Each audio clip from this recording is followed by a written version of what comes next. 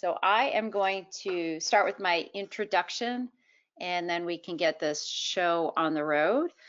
Keep putting in where you're from in there and I'll catch up on the names and stuff. It's great. The one other thing that's really cool about that questions box, as you can tell, I love it just so much, is that we get a record of everything that has gone across on the wires there. So if there's something that we think we might have missed, we're going to look at that after the presentation so we can always follow up with people directly.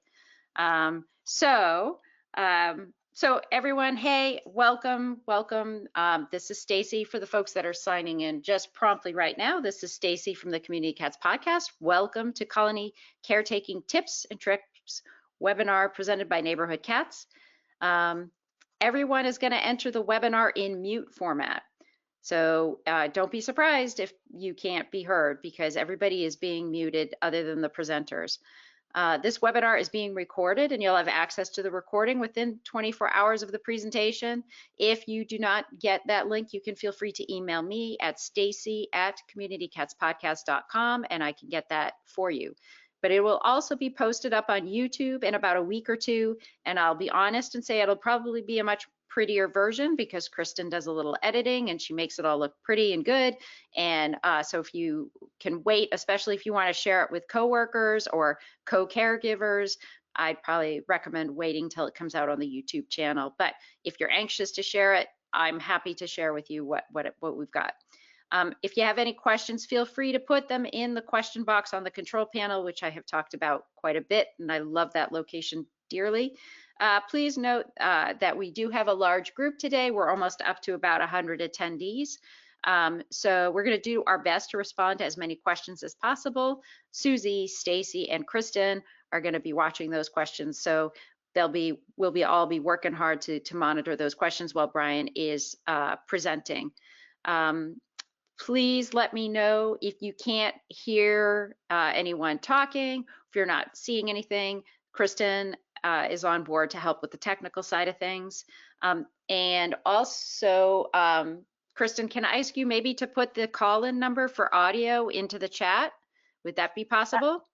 Yes, I certainly can. Just give me 2 seconds. Okay, great. So if there are folks that aren't getting the audio on their computer, they'll be able to get the audio in via the phone. The questions are being recorded and they'll be sent out to Brian and Susie and myself after the presentation is over. So we're going to make sure that nobody is left behind. So if you're just signing in, we're also taking note of your name, your group name, and where you're from.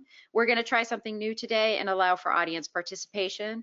So for questions, you can use the questions box, but Brian's going to be asking for folks' best tips and tricks. So there are going to be probably 3 breaks during the presentation today. When we turn on your microphone, please just make your responses as efficient as possible because we do have a large group. And we're also going to do our best efforts to track a running list of the tips so that then we'll be able to share it out with others. You're also going to receive a survey at the end of this webinar, just you, the folks that are attending today. We really hope you'll take the time to fill out that survey because we want to really ensure that these webinars are valuable and are giving you the information that you need to be able to help you do a better job with the cats in your community.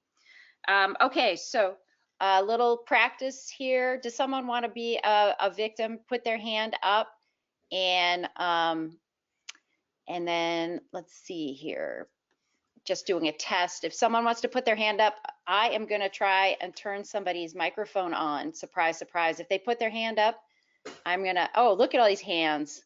Okay, so Stacy, does everybody know how to raise their hand? There's a little, my technical language is there's like a little doohickey on your control panel on the left-hand side. So I'm going to try and let's see here. Donna Edwards, I'm going to unmute you. Donna Edwards. Hi. Can you hear me? We can hear you, and we do have an echo. So when folks, it seems to be adjusting itself, actually. Donna, say hello to the group. Hi, group. Hi, Donna. I'm stuffing my face with popcorn. Thanks. All right. Well, you put your hand up. All right. I'm going to do one more. I'm going to mute you. I'm going to give somebody a heads up. Who's got a hand up here? We have here, Jerry, how about you? Let me unmute you. Jerry, are you out there? Hello, hello? Hello, hello? All right, well then we're not going to do Jerry. Let's see here. Let's see. Tom. Tom, Tom, are you out there? Nope, Tom is muted. He's muted himself. So some folks have, some folks are self-muting. So I can't unmute them, I don't think. Let's see here. Michelle, who can I unmute? Donna worked great. Let's see. Ellen, let's see if I can unmute you. Unmute Ellen. So Ellen's microphone is turned off also. A lot of people are, Oh, there yes. she is. Oh, There she is. Hey, Ellen. Thank you so much. My cats are listening too. Excellent, excellent. Okay, great. So just make sure everybody check to see if you are self-muted too. So there's a way to self-mute and then there's a way for me to unmute you. So we'll just double check. So we'll see how that goes. But I think everybody's got the general idea and we're going to do our best efforts to make sure we get as many hands as possible. So, and I'm sure we'll get better at that as we go along. All right, my last reminder for folks is that when you go and you look at the control panel, there's a handout in the handout section, which is a PDF of all the slides. So if you want a copy of the slides from today's webinar, you can download them from that section. All right, so the Community Cats podcast is over 300 episodes, is run an annual cat conference, which is going to be January 24th through the 26th of 2020. And we have an online kitten conference, which is June 14th through 16th, partnering with the National Kitten Coalition. We've also assisted over 100 groups to help fund community cat spay neuter via the Community Cats Grants Program. For more information about the Community Cats podcast, go to communitycatspodcast.com. And Stacy would love it if you would subscribe to her podcast as well as post a review on Apple Podcasts. I'd also like to put a big shout out there to our technical cat, Kristen Petrie, for helping make these webinars happen. So I'm totally beyond thrilled for the turnout for today's webinar. Thank you so much for tuning in. And a final reminder, we will have the recording available. So welcome to Colony Caretaking Tips and Tricks webinar presented by Neighborhood Cats. Ants getting into the cat's bowls and slugs making mealtime a slimy mess, raccoons invading your colony, got fleas.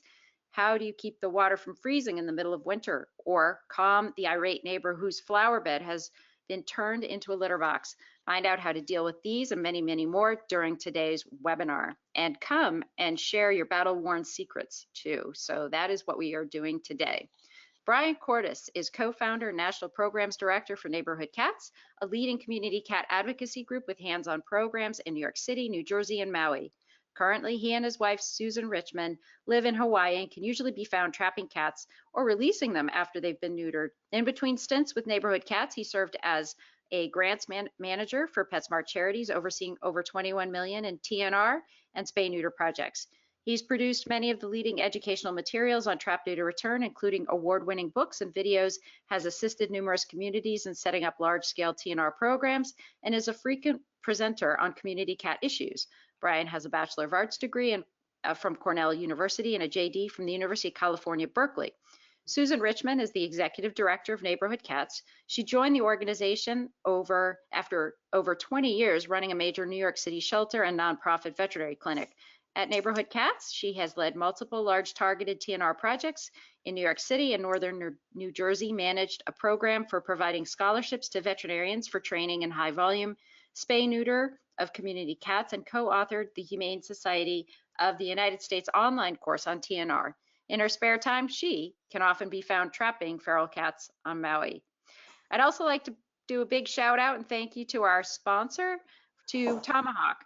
For folks that are interested in finding out more about Tomahawk traps, you can go to livetrap.com. Tomahawk's mission is we inspire to exceed our customers' expectations by providing them with the highest quality humane animal control products available Our friendly and knowledgeable professional staff will help inspire, educate, and problem solve for our customers so they can effectively use our products. And for folks, write this down. They are offering until the end of the year, Tomahawk Traps is offering a discount code through the end of the year. It's all capital DCNC19, and you'll get 10% off your order. So that's capital DCNC19. You'll get 10% off your order through attending the conference today. So a huge thank you to Tomahawk Traps. I know Brian has a lot of experience working with them, and they're a great company. And so hopefully you'll support them when you need to buy your equipment. Before I switch over to Brian, Kristen, do you have any announcements for the group? Which I might have lost, Kristen. No, you haven't lost me. I just needed to unmute myself. No, I don't have any announcements. If anybody has any, I will do my best to help you. And we do have this recorded, so if you are for some reason only able to get audio or only able to get video and we can't solve the problem, I will follow up with you and make sure that you get a copy of the unedited recording so you get to see the whole thing. Excellent. Great. Good. Okay. Right. We are turning it over to Brian. The show is yours. Okay, thank you so much, Stacy, and thanks everybody for taking time out today.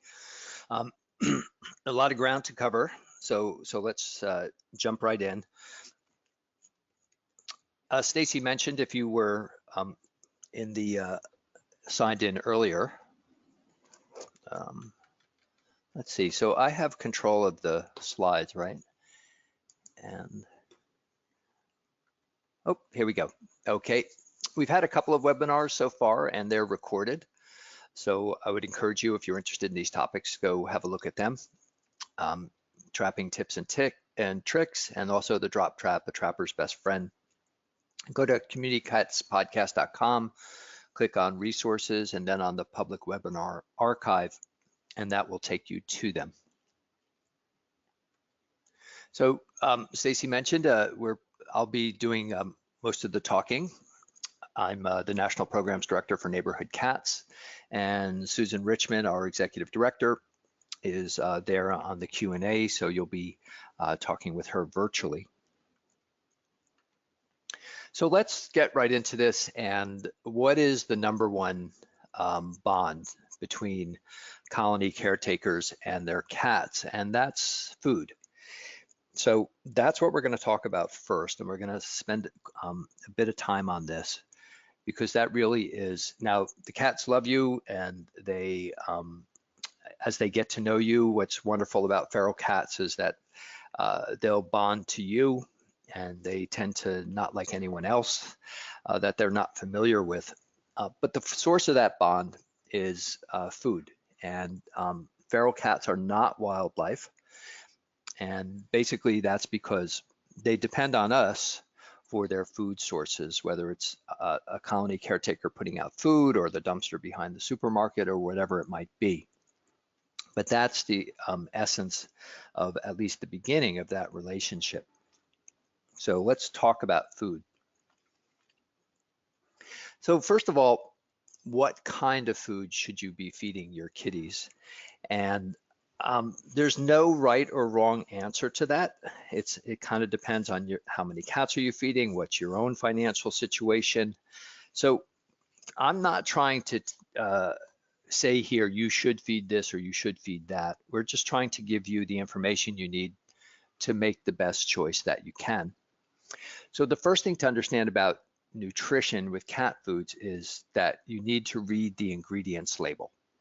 And so you see a label here, and the ingredients are listed in the order of largest volume. So you can see on this can, the number one ingredient is turkey. So that's good, because cats are what are called obligate carnivores. They have to eat meat in order to get the nutrition that they need.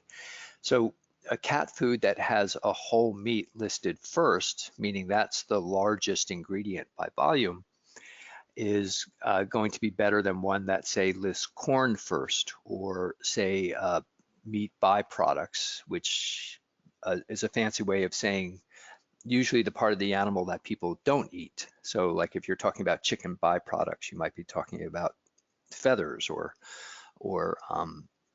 beaks or feet or things like that.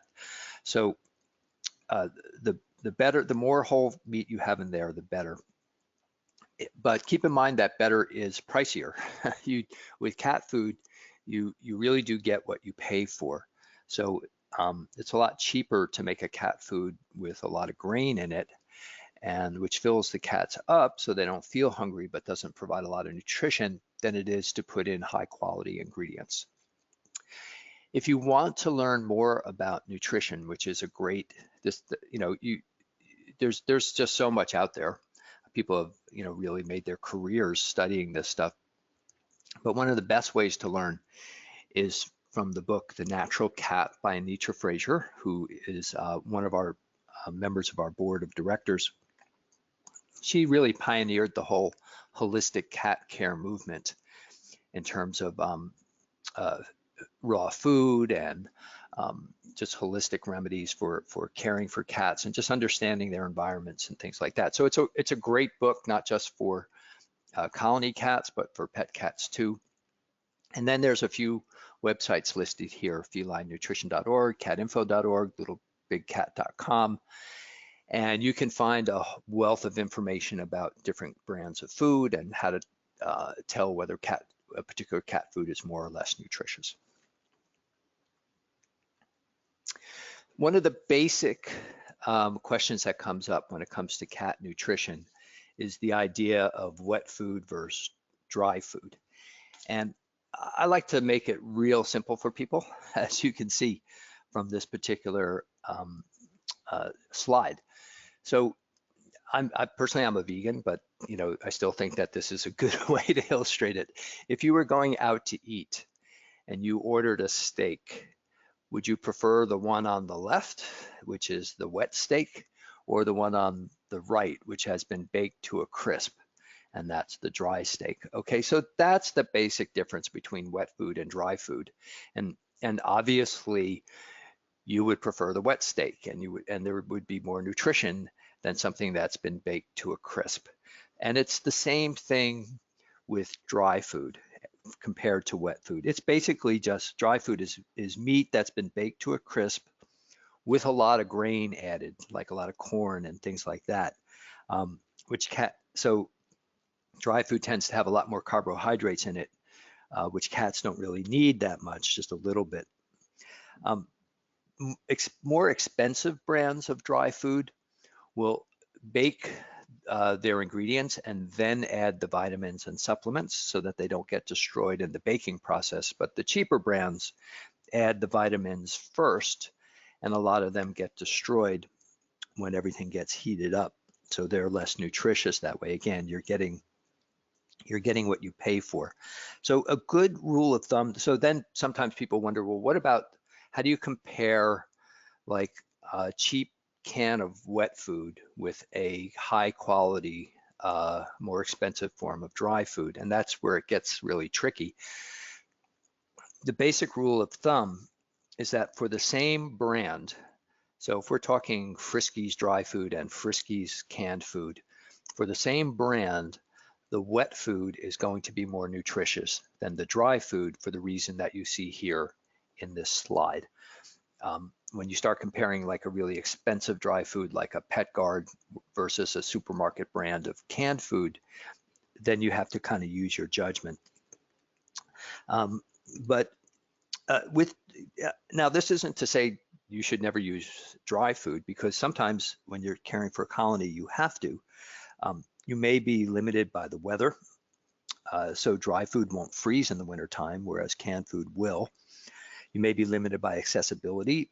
So you may not be able to get to your colony every day, but you need to leave food out for longer periods of time, in which case you'll need to use dry food.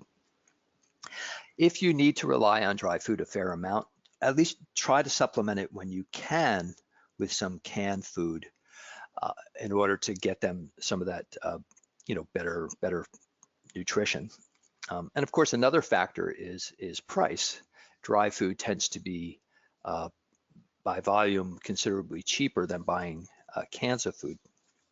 So that brings us to our next topic, which is exactly what kind of food should you buy? And this is what I meant by there is no right or wrong on this. The formula that we encourage people to go by is to try to choose the best quality and type of food you can comfortably afford.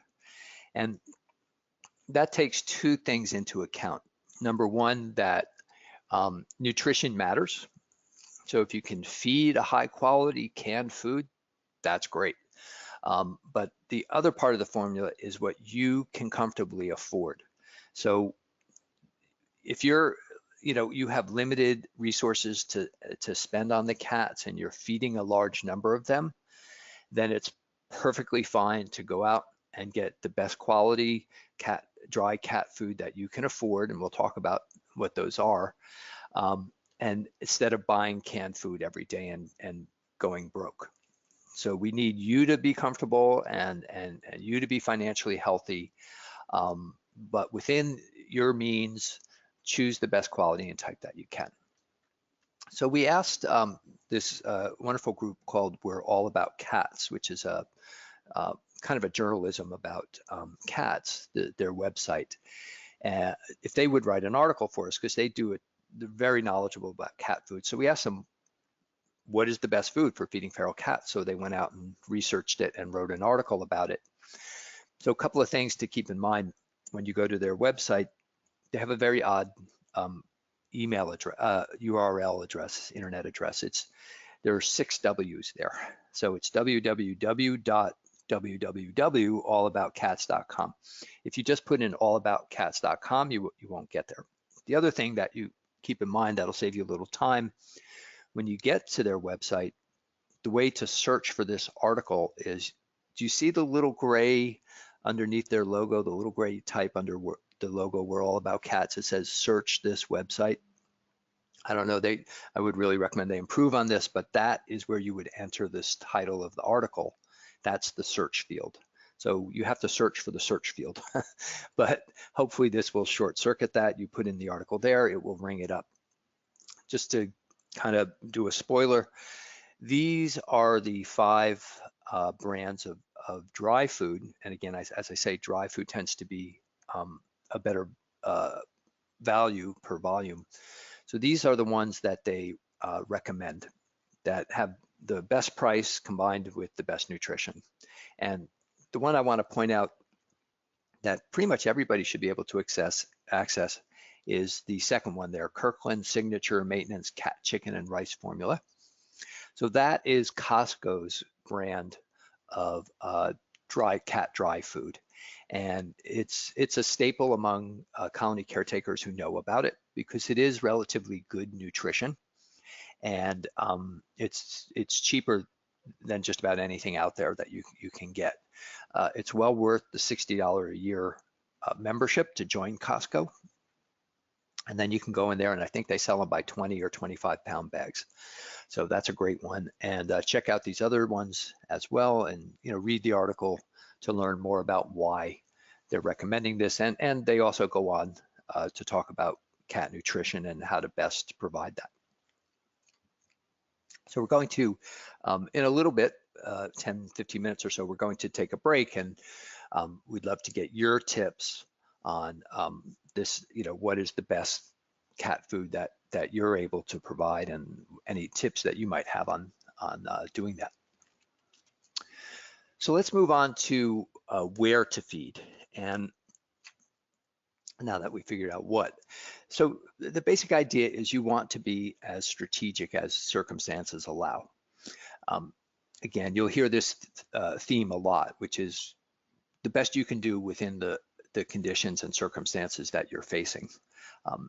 So think low visibility, so as discreet as possible. It's always better not to draw attention to the cats if you have that choice. So if you can feed in the backyard instead of the front yard, that's a better choice. You want to pick a spot which will have minimal impact on your neighbors or where you work.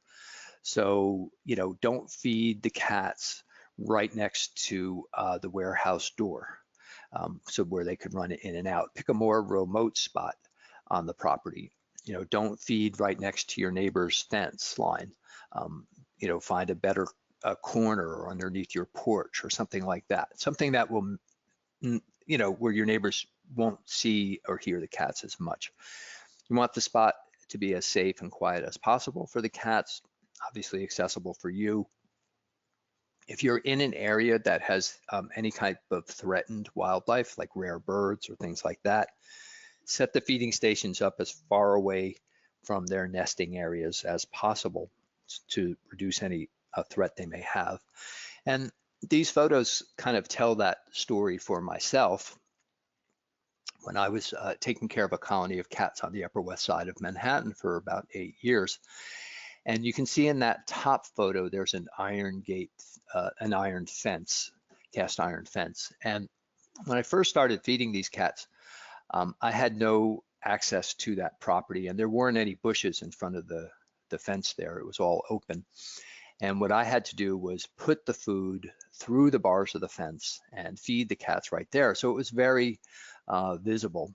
One thing that I did, one trick, you see that arm grabber on the bottom of the slide is, so I bought one of those, and I would put the food, through the bars onto the ground, and then I would take the arm grabber and push it out as far as I could reach, so that at least somebody walking by wouldn't be able to reach the food.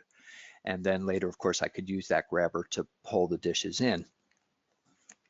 Well, what happened with this type of public visibility was, just like clockwork, every year, 1 or 2 cats were dropped off at that location. And the colony was 100% neutered, so and the cats were generally abandoned pets. So I would catch them and then find them homes.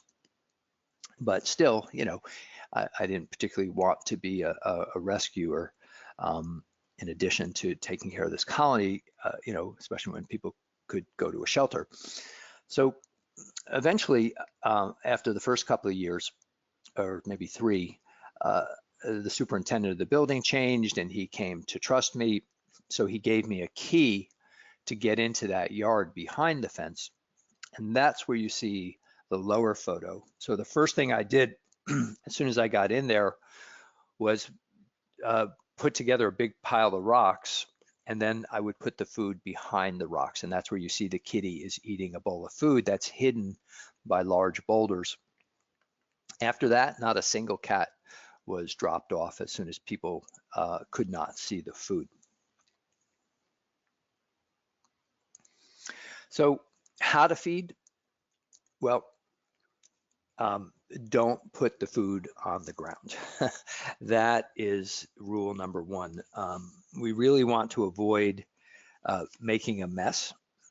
And this is, I'll come back to this again, but, leaving food behind, when you put it on the ground, like look at that kitty in the picture on the left. How could he possibly eat all that food in one sitting, right? He's going to walk away, and that's going to be left there, and that's going to attract rodents. It could attract wildlife. It might attract other cats from different areas. So it's and then anybody who's walking by who's not a big cat lover is going to resent that there's this food all over the place. So, also maybe attracting flies and things like that. So not a good idea. On the other hand, on the right, this feeder uses little cardboard trays from cat food, I gather, and puts the food in there. And when the cats are done eating, she gathers up the trays, and the area is left perfectly clean. And you can see in that photo on the right, just another little tip is there's water in a plastic container, if you can see that on the upper right of that photo, whereas the water in the photo on the left is in a can. So never a good idea to use cans for feeding or for water, because they do have very sharp edges, and there's no point in taking that risk. So we want to feed in a way where you're using plates or dishes. or cardboard. It could be a flat piece of cardboard, doesn't have to be a tray, but just something you can pick up and take away when you're done. So let's talk about feeding stations. These are great if you can use them. So obviously not everybody is going to be in circumstances where they can use them, but if you can, they're very useful. Obviously you can hide the food. It keeps everything very neat and clean. You can keep other supplies in there. That word should be elements. It protects the food from the elements. And here's a few different types. I mean, there's as many. I'm sure these will be tips that you guys can share too with us, is what you use for feeding stations. But on the lower left there, you can go as low tech as a trash can turned sideways. A plastic Rubbermaid one, something like that. The only downside to that is it makes it a little harder to lift it off the ground, and if it gets really wet, it could get wet on the floor of the trash can. But still, they're deep and big enough for a cat or two to go in and hold the food and protect it from the rain. The 55-gallon storage bin is another way to go. You can take a box cutter and trace an opening, a big opening in the front like that, and just keep tracing it slowly with the box cutter. Don't try to push it through all at once, and you'll be able to cut the plastic pretty neatly. You want a large opening because you don't want one cat going in and keeping everybody else out and deciding that's also his shelter as well as everybody's food. So if you go smaller and use like a 20-gallon storage bin, then what you want to do is cut a smaller door on the short side, but do it on both short sides. So again, one cat can't just go in and dominate the whole thing, but there are two different entrances. And you can get, or you can buy, or you can make your own wooden feeding stations, which require a bit of carpentry skill if you're going to build it yourself, or you can order these from the company Feral Via, which is at feralvia.com. They offer a large model and a small model. So check them out for prices. One idea too is whatever kind of feeding station you make, you want to make sure it's easy to clean out. So if it has a plastic bottom, that's great, or just a smooth, even surface. If you're using a storage bin that's a little uneven on the bottom, then get a vinyl or a rubber mat and put that on the floor, and that way it'll be a lot easier to keep it clean. Here's for those of you who want to go spend a little extra and go deluxe. There are mock rocks, which also called artificial rocks or faux rocks. And basically you can take a jigsaw, a handheld jigsaw, and cut a small opening, a small door. And they're very lightweight and they have a lot of room. And you could put one, and they look like real rocks. It's pretty amazing, as you can see in the photo. They're very lightweight, and basically you can hide your feeding station in plain sight using one of these. This one is from Outdoor Essential Products. If you go there and you look for artificial landscape rock, extra large, you'll see this particular one. It can get a little pricey. So there is a do-it-yourself video on YouTube called How to Make a Hollow Faux Rock Cover. So take that title, do the search on YouTube if you're interested in just building your own. So let's talk a little bit about gravity feeders and auto waterers. These are great for when you can't be there every day, feeding the cats regularly, or for whatever reason you need to keep a supply of food constantly available. They're also great for water. I think especially for water, because you don't have to worry about the water running out. There's you can get like a 1 gallon supply or half gallon, whatever it might be. So you would put these inside the feeding station or in an area that is protected from the elements, like underneath a porch or a stairwell or something like that. Keep in mind to don't buy, they come, you can get giant ones, like 20 gallons and things like that. You don't want those. You want the smaller ones. And the reason for that is because they get dirty and you want to be able to keep them clean. And otherwise you'll get algae in the water, and if the dry food gets a little bit wet, it can get really crusty. And so if you keep them small and you have just enough food in there, less of it will go bad and it'll be a lot easier to clean out. Keep in mind though that when you leave food out like this, even in a gravity feeder, there is always that potential that you're going to attract wildlife, rodents or other cats. So, use this as you need it. Not so much the waterer, I think that's fine to leave out all the time, but using the gravity feeder is something you want to use only really when you need to, or if you're not in a situation where you have to worry about wildlife or rodents. Okay, a couple of quick tips here. Let's say you don't have a feeding station and it's either raining outside or it's or it's about to rain. Well, one thing, in Manhattan, we're all takeout experts. So we would end up with a lot of these takeout dishes, that the orders would come in. And what you can do is you can fill the bowl, as in this photo, with food, and then take the top and turn it upside down. And what will happen is the lid will protect the food from the rain. And when the rain is over, the cats can come along and easily just nudge the top of the takeout dish off and then access the food. Another idea, if you can do it, and you don't like lugging dry food around all the time, is you can use what's called a victuals vault to keep the dry food in. It's an airtight container. It is waterproof, but we recommend you keep it in a storage bin just to make it less noticeable, and also just to be extra sure that it doesn't, no moisture or anything gets inside. And you can find those on Amazon.com. If you're in a shelter or running a rescue or things like that, victuals vaults are also great things.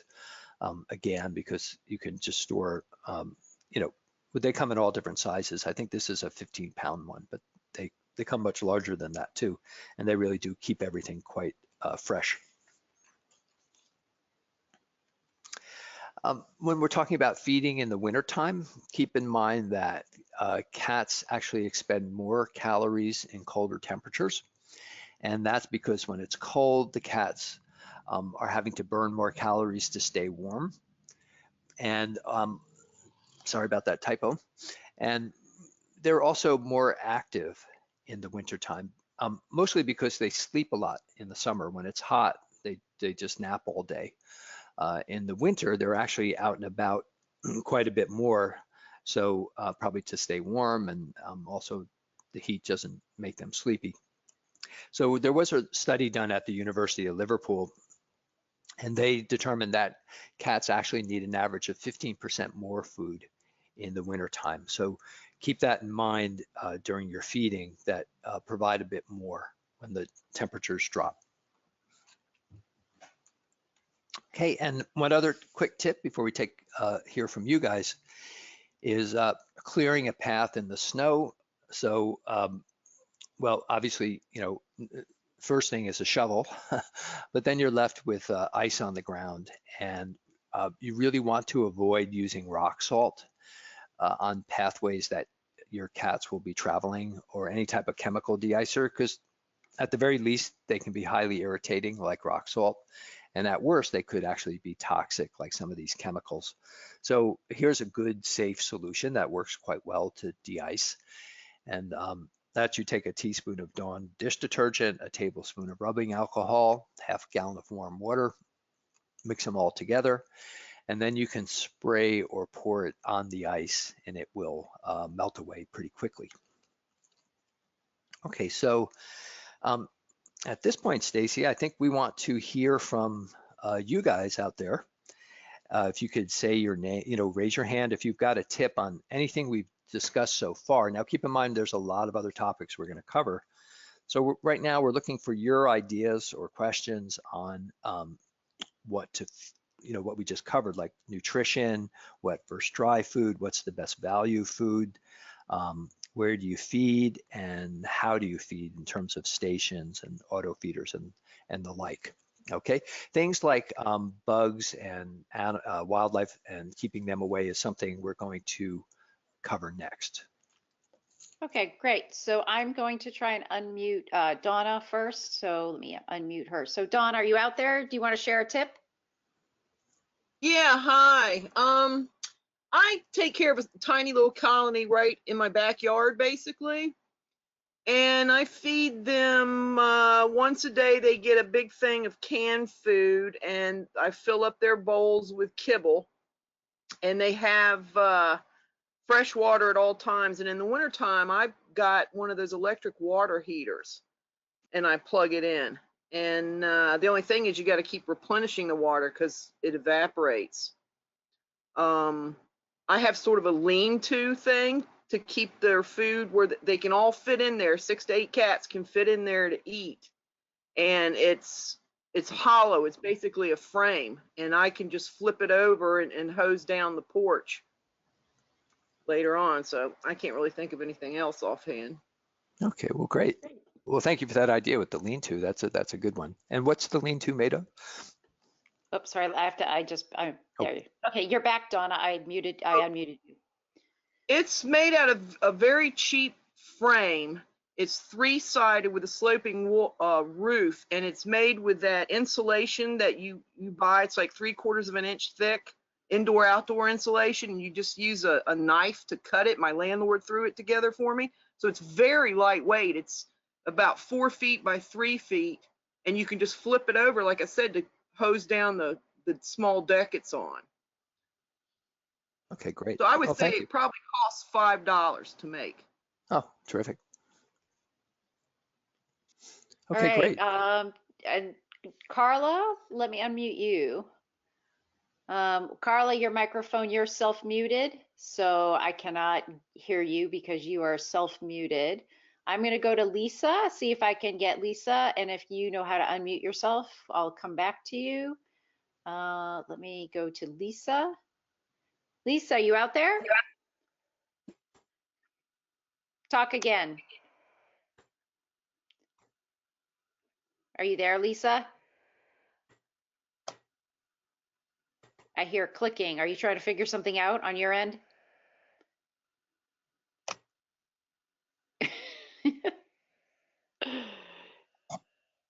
So I'm not sure, we're not hearing Lisa, but we're hearing something, but we're not hearing Lisa.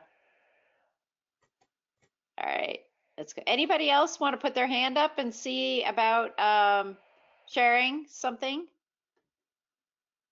Let's try. Oh, Carla, you're green. You're green on my screen. Are you out there, Carla? Yeah, but I put my hand up from when we first started. Oh, okay. So you don't have a tip to share? No, I don't have anything. Okay. Well, I'm going to share a tip. I'm going to mute you back. There was somebody who emailed a tip, put in the question box a tip. One tip was when you were showing those tubs, Brian, that you cut, make sure you use a hair dryer around the edges of the cuts to like brown them to prevent injury of getting get yourself cut as well as the cat, but more yourself, I guess, going in and out. So that Oh, I tip like that idea. came Yeah. from Susan, was making sure that the plastic is kind of melted so that it's not a sharp edge. Yeah, that's an excellent idea. I mean, I think you could probably use the hair dryer as you're cutting to make it a little softer where you're cutting. And then once you've cut the piece out, use the hair dryer on the edges to kind of melt them down a little bit so they're not so sharp. That's a very good tip. We have one more. Ellen's got her hand up, and I know Ellen knows what she's doing, so let me unmute her. Ellen, yourself. Oh, there you go. Ellen, you have a tip to share? Yes, it's expensive, but I use clear plates so that they're less noticeable. And I also staple together newspapers to line the food shelters, and I change that every day so that they have a clean floor in the food shelter. Oh, that's cool. And what are the clear dishes made of that you use? Oh, I just go. Unfortunately, I know this is bad, but I just go to Target or someplace and get plastic clear plates. Oh, there's nothing wrong with that. Yeah. Oh, that's a really interesting idea. So that makes them less visible. Yeah, and Okay. I staple the newspapers together several pages so that they don't get blown away in the wind. Oh, okay. Well, thank you for that. All right. Ruth, are you out there? Yes, I'm here. Do you hear me? Yes. Yes. What's Yeah. your tip? Oh, and where are you from, Ruth? Okay, I'm from Colombia Oh, great. and I'm living in New York. And I have two small colony. And since that I started working with the forest, I put in my house 5 babies right now, and I still have 3 more outside. So one of my tips for winter is I never mix dry food with wet food. I feed separate because becoming cold, so the food becoming freezing. And I always have 2 separate dish, one small for the wet food and another like medium for the dry food. And in order that I fit in, I always keep the cans, into my clothes, so I keep it warm also. And when I leave the dry food, because they are free, they can come in whatever they want. Also, they come in raccoon, bears, possum, whatever, all come. And I put like a lot of paper, and I try to put it high under something like wood, so they becoming like, like keep a distance from the floor or from the ground. Oh, what do you use to raise them up? I'm sorry, I didn't catch that. That again? So you use something to raise the dishes off the ground? Yes, yes. And Yes, what do you and use? I never use like, like the dish that is becoming like stainless steel or something like that, because they're becoming more cold. Yeah, and we're going to talk about that. We're going to talk about different types of bowls and things like that. But I think that's a good tip to don't mix the dry and the wet, because the wet food's going to freeze and it's going to make the dry food hard to eat too. So that your idea of keep the 2 separate in 2 separate dishes, I think is a real good one. Yeah, and Right. keep in mind that the way are coming, they are hungry, right? So you put the wet food first, they eat faster. And then when you finish, I take it out of the dish and I put the dry food so they can eat like, taking time for it. But the trick for me is first wet food, and also because they can find sometimes for easy, right? Okay, great. Well, thank you so much for that. And Okay. Stacy, it looks like Laura Burns has a few tips. Maybe she'll talk to us. Do you see her out there? Um, She's out there. She put them in the questions box. So oh, okay. All right. Well, let me find her. And but first off, Kim Freeman too. She's got her hand up, and let's okay, see great. what. Oh, there's Laura. Okay, Laura. Let me turn Laura on here, and then we'll go to Kim, and then we'll see what we have for time. Hi. Hi, how are you? Can you hear me? Hi, Laura. Yeah. Hi. Hi. I just wanted to say that I found that the cats that get a lot of canned food lose their teeth. The canned food cakes on their teeth, and they rot their teeth, and their teeth last a lot longer if they are strictly on dry food. So you sort of have to weigh the cost and benefit. Since these cats are not going to get much veterinary care, it's possible that they won't get much veterinary care. It's something to think about when you're deciding. I like to give cats chicken, fresh chicken, cooked chicken as a treat rather than canned food. Okay. Yeah, I'm not sure. I haven't seen anything in the veterinary literature that shows that wet food sticks to your teeth and rots them. But if that's been your experience, that's certainly something to take into account. Yeah.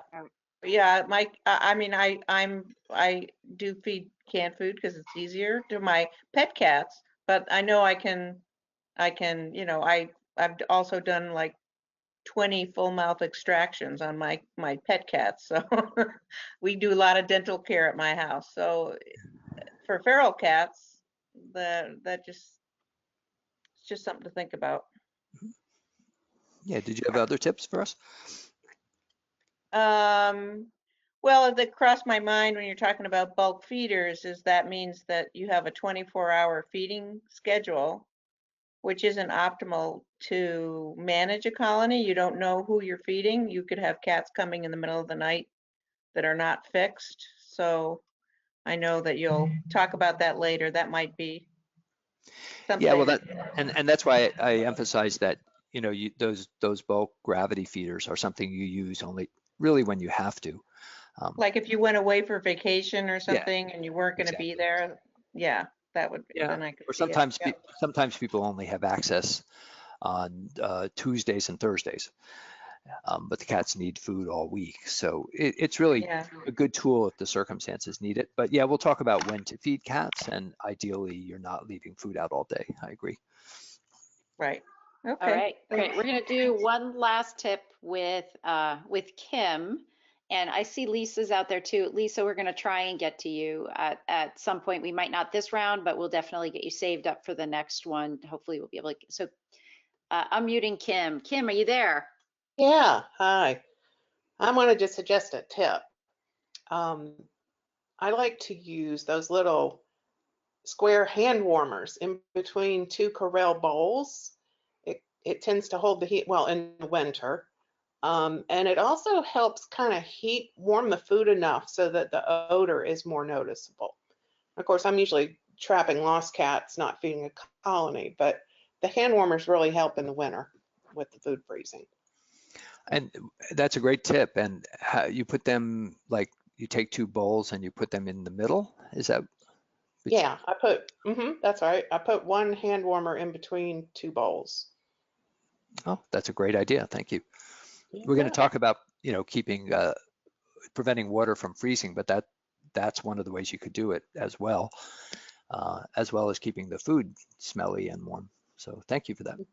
Yeah, that's sure So, thing. and Kim is the Lost Cat Finder, and she's been a guest on the Community Cats podcast. Oh, So, great. all right, Brian. So I do have some questions, but I'm thinking I'm going to hold them until the end unless you would like to do some questions now. No, still got a lot of ground to cover. So, Yep. all right, we'll move along. And there'll be a couple more periods where you'll have a chance to give us your ideas too. So thank you everybody for contributing. A lot of really interesting stuff. Okay, so let's talk about when to feed now that just came up anyway. And Laura is totally correct that it's better to get the cats on a feeding schedule where you have a limited period of time in which the food is out. And the thing to keep in mind is that cats are very habitual. So if you have cats at home, you're well aware of that. So if they're used to eating at 6, then you can get used to starting to be tortured around 5.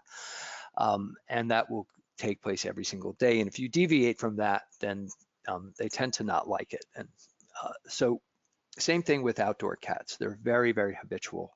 So the trick is to feed as close as you can to the same time and same place daily. And that's going to vary according to your schedule and what you're able to do.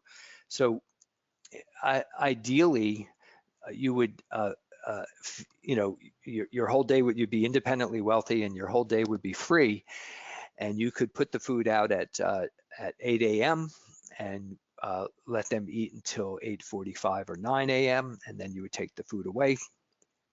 And they would become trained within a week or two to come and eat between 8 and 9 because they would learn that that's the only time the food is out. In fact, that's how we train cats before we want to trap them, so that we're not sitting around waiting for them all day, but we know exactly when they're going to show up and where. So on the other hand, if you are working, maybe the best you could do is you put the food out in the morning. When you come home from work, you take the food away. Whatever you can do within the parameters of your schedule to limit the window of time that the food is there, the better. Now, while you're doing this, train the cats to get used to a certain sound. So they may already have done that. They may know the sound of your engine. They may know the sound of the back door opening, whatever it might be. But if they're not, it's a great idea. Get a clicker or jingle your keys or whistle a certain sound, and every time they come to eat. So that's another way that will help you to train them to come. If it's possible, choose a time that's quieter and less trafficked when there aren't so many people around or cars. Also consider, and we'll talk more about this, things like, wildlife in your area or time of year and whether bugs are attracted at certain times of day. If you're planning on trapping, you haven't fixed the cats yet, set up the feeding pattern at a time that's, not 2 in the morning, but a time that's going to be easier for you to catch them. Also, when you have them on a regular schedule, it improves your ability not just to trap them, but to monitor the colony, know who's there, know if anybody has any special needs, because they'll all show up at the same time. Okay, so let's get into bugs and slugs. So ants, that was a big question that a lot of colony caretakers have, which is how do you keep the ants out of the food? And fortunately, it's not that hard to do. The basic idea is that ants can't swim. So you just have to put water, a little bit of water between the ants and the cat food. And there's a couple of ways to do it. You can purchase ant-proof cat food bowls. There's a lot of products available on Amazon. This one is on the upper right there. It's called the Kneader Feeder. And you can see those are stainless steel, normal stainless steel bowls, and they're sitting in a 1/4 inch, 1/2 inch of water. So the ants cannot cross that water and climb into the bowls. At the bottom there is a do-it-yourself one, where a stainless steel bowl of cat food is placed on a baking tray, nonstick baking tray, and it's got about 1/4 inch of water in it. And again, you're basically building a moat that the ants can't cross. I would note that in general, stainless steel bowls, if you have that option, are better for cats than plastic bowls, because plastic bowls get worn on the edges. They start to harbor all sorts of bacteria. And like if you're noticing your cats have feline acne, indoors or outdoors, it could be because their chins are rubbing up against the edges of a plastic bowl. And if you switch to stainless steel, you may see that problem go away. Okay, flies. Flies are another common problem caretakers have to deal with. The thing to remember about them is that they're the biggest problem with flies happens on hot summer days, and they're most attracted to wet food and less so to dry. The way to get around them, if you can, is that flies sleep at night.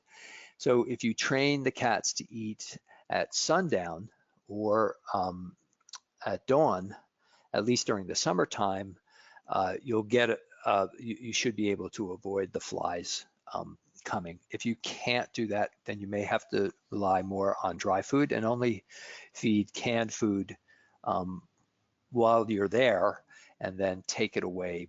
So one of the biggest problems that people run into with health authorities and public health people and stuff like that is when there's wet food left out, there's tons of flies around and people complain. So at least during the summertime, try to make some adjustments so that you're not leaving canned food there and having lots of insects. Okay, slugs. I know that's a problem I had because we're feeding on a grassy area. I was feeding on a grassy area. So again, a problem, but not it can easily be solved. And a couple ways to do it are this great product you'll hear me talk about later when it comes to fleas as well. It's called diatomaceous earth. And basically, it's not really earth. It's these microorganisms. Some of them are marine-based, and they're called diatoms. And they're little tiny things. And when they die, they leave a very sharp shell behind, and that's basically what diatomaceous earth is it's a collection of, these zillions of microorganisms, shells. The thing is that they're very sharp for slugs. So you'll notice if a slug goes up to if you put a circle of diatomaceous earth around the cat food bowl, the slugs will not cross it because they'll feel with their antennas that it's sharp, and potentially they could die if they try to cross it. So they won't. Keep in mind when you're dealing with diatomaceous earth, you should only buy food grade. There's also something called pool, P-O-O-L grade diatomaceous earth, and that's not good. Diatomaceous earth food grade could actually be ingested by the cats, and it would not harm them at all. But pool grade is not the same, so don't get that. And it's very cheap too. You can get large bags of it on Amazon or at feed stores if you're in an agricultural area.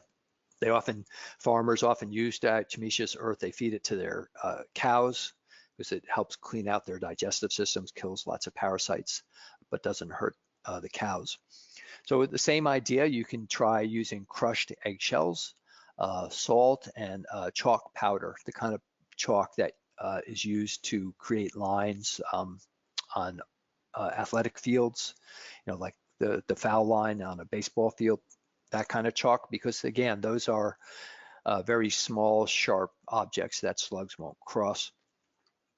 Another idea along the same vein is that you put the cat food bowl on a large piece of sandpaper, so the slugs won't want to cross that rough surface. And finally, before I knew about diatomaceous earth and all these things, what I used to do was, because if the slugs get into the cat food bowl, it just becomes this slimy, gross mess. I would just put a little bit of the cat food about 3 feet away from the food, and what I found was that the slugs were kind of smart, and they would just go to the food on the ground rather than going through the trouble of climbing up and going into the cat food bowl. So they'd have their little dish and the cats would have theirs, and it kept them fairly separated. One thing to keep in mind with diatomaceous earth and eggshells and chalk powder, if it rains, you're going to have to reapply it, because once it gets moist, it gets softer and it doesn't have that sharp edge anymore. So let's move on to wildlife, to animals. And here's a couple of basic things that generally apply to almost all wildlife, not all, but most. And that's that they're nocturnal. So they're most active at night. So if you feed during the daylight, or again at dawn or dusk, you're going to be able to avoid most of them. Now, some of them will be out during the day, but for the most part, they're active at night. So try, if you can, to feed during daylight hours, and train the cats to eat during that window of time that we talked about before. Let's say 5 to 6 p.m., just as it's getting dark, and don't leave any excess uneaten food behind. That's really important if you're in an area with wildlife, because otherwise they will come and eat it. And so I know some people are, okay with the raccoons and the possum coming to eat, but that can end up creating a lot of conflict for you. Not everybody likes having raccoons around, especially if you're in an area where there's a lot of rabies in the raccoon population. Also, people just might be afraid of them, or whatever it is. When you start mixing the cats with the wildlife and the same food bowls, a lot of potential for health complaints and neighbor complaints and things like that. So we encourage, the wildlife is wild. They know how to do, quite well on their own. So we encourage you to keep them separated, unless you're in an area where you just know it's not any issue at all and you're not going to have any problem.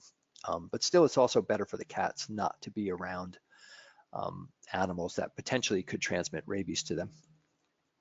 So in the same vein, keep the feeding area clean, and don't leave any excess food. So let's talk specifically about wildlife that can climb quite well, but can't jump up, can't jump vertically. And that would be raccoons, opossum, and skunks. And so the way that you can feed the cats and not have the wildlife, these guys getting into the food, is you build a feeding station that's basically lifted off the ground and that these guys can't climb. And there's a photo of one example.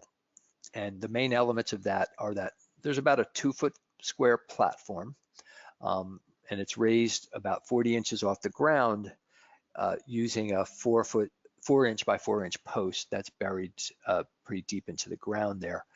And you could see around the edge of the platform, there's a metal skirt, which is a kind of metal sheeting, and it's attached.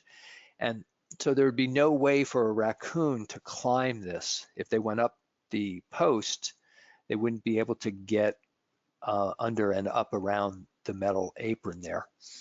You can cover part of that top platform. You don't have to if you want some protection from the elements, like this photo has that little kind of house structure on top there. You can do that. Or you could just have the platform just without anything on top of it, just a flat surface. The idea is, though, that the cats are going to jump up onto this platform. So make sure if you do put a covering on it that you leave enough space uncovered that the cats can get up to. And for cats that have a little more trouble jumping up, you can put a smaller structure. You see that little jump off tiny looking house thing to the right, just a foot or two off the ground. That gives these cats a little extra oomph, to get up there. But keep in mind, one mistake I've seen people make is that they make the jump off structure too high. And even though raccoons can't jump up, they can jump across. And they'll, if you make that jump up structure too high, they'll climb it and then they'll leap onto the platform horizontally. So keep it low. You can learn more about this. This photo was from Forgotten Felines of Forsyth, and if you go to their website, they have some basic plans. But basically, if you know anything about basic carpentry or know someone who does, they're pretty simple to construct. Okay, let's talk about possum specifically, because I know we had a question about that come in before this today's session.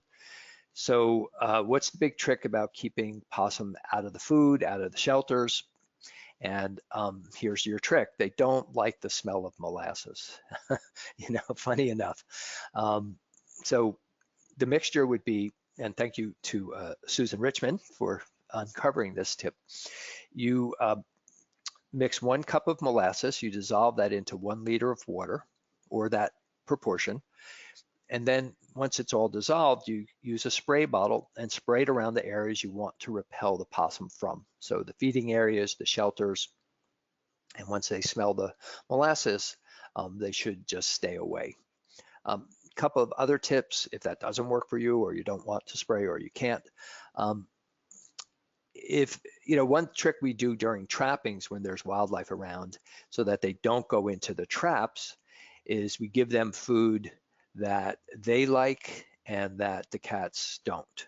So they're busy eating what they like and they leave the cat traps alone. So again, I'm not encouraging you to feed wildlife, but if you've just got a problem where you can't stop them from coming, put a little food on the side that they'll eat and that the cats won't. And with a possum, it's apples, berries, acorns, persimmons, funny enough. Also, possum are nocturnal and they dislike flashing lights. So it may sound funny and probably not too many people are in a position to use this, but if you are, and you can set up Christmas lights or something like that around your feeding area, those flashing lights will deter the possum from coming into that area. So you could have Christmas lights up all year round, and now you have a great excuse because you're keeping the possum away. Okay, let's talk about birds, pigeons, chickens, and other birds. So just unlike the other wildlife we've been talking about, they're diurnal, meaning they're active during the day and inactive at night. So again, if you feed the cats at dawn and dusk, or when it's, as it's getting dark, or while it's still dark, the birds won't be up and around. So I know here in Hawaii, for example, there's a very, very large feral chicken population. And if the chickens are in your area, they will devour any cat food you put out at any time of day, and they'll just be like a couple of dozen of them will swarm, and they're not afraid of the cats, and they're not afraid of you, and they eat very quickly. So what feeders have learned to do here is they wait until dusk, and about midway through dusk, the chickens all go up into the trees and roost for the night, and you can put out the cat food with no problem. If you have to feed during the day when the birds are active, one trick is if you have a feeding station, a covered feeding station like we have on the bottom there, you can attach door flaps. And one example of that would be this, where it's a strip of thick plastic that's been cut. A piece of thick plastic that's been cut into strips and then just duct taped over the entrance to the feeding station. So not too many birds will try to, go through that, knowing that they also, have to come back out through that.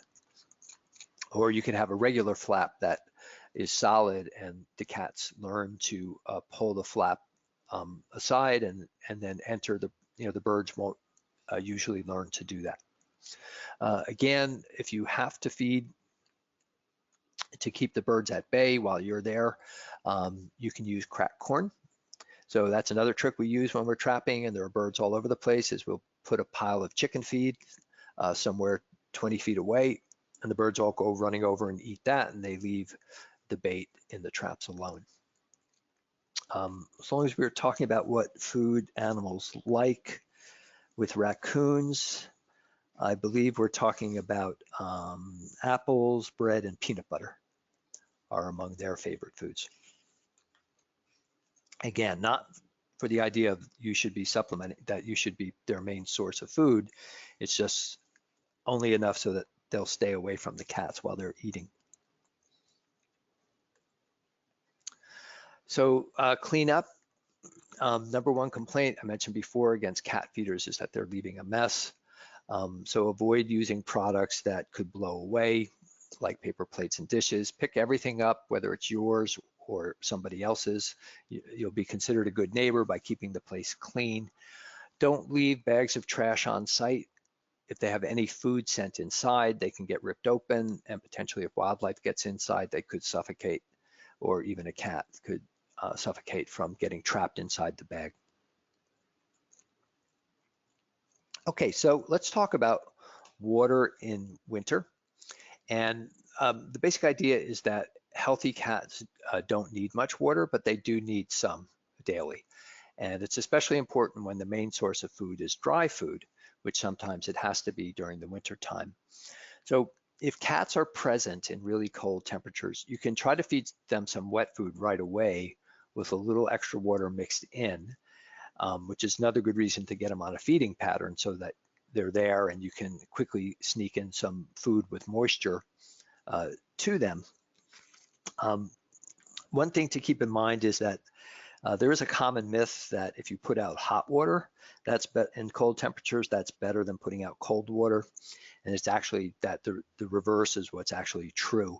What happens is the hot water will evaporate quickly in cold temperatures. That will leave less water in the bowl. And because there's less water in the bowl, it will freeze faster. So just use room temperature water, not, don't get the water all hot and then pour it out. How do you prevent the water from freezing? Well, we already had one of our attendees give us the tip about an electric heated bowl. So you can get those online. This is one we like because it's got a stainless steel insert, Farm Innovators, and you can get that on Amazon. Obviously, you need to be able to plug these in. The cords themselves are weather protected. You might need to get a weather protected extension cord as well. And obviously you're limited if you are not able to, this would be more like for your backyard, or if you're feeding the cats there and you have control over the environment in that way.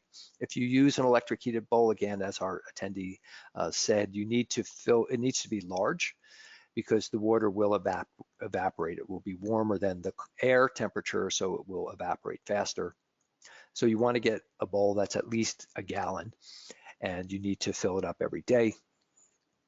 A couple other products you can buy is a solar heated bowl. It's called the solar sipple, the solar sipper. It looks like there's a limited supply that's still out there. I'm not sure if they're still manufacturing them, but if you search Amazon and you search Google, you will find some of these left. And it's the model numbers are 10011 and 10012. So 10011 or 10012. And these will keep the water from freezing to roughly about 20 to 25 degrees. So they're not great when it gets below that, then the water will freeze, but it will get you some time and some space below 32 degrees Fahrenheit before the water freezes. The Snuggle Safe is basically a disc that you put in the microwave and it heats up. And you can then take that and put it under the food bowls. You can also use them in shelters for keeping the cats, wrap them in a towel, put them in the shelter, winter shelter, to keep the cats warmer. We suggest that you get 2 of them, so that way you can go to the site with one, take the old one away, put the fresh one where you need it. But if you put it under the bowl, it will keep the bowl warm for at least 2 or 3 hours. These are all products that you can purchase. You can also do it yourself in terms of keeping water from freezing. Now, it's not going to stop the water from freezing permanently, forever, like the electric heated water bowl. That will always keep the water from freezing. These are more ways to delay, to slow the freezing process so the water stays out longer. You can use a styrofoam cooler like this one you can get at Walmart for just $5.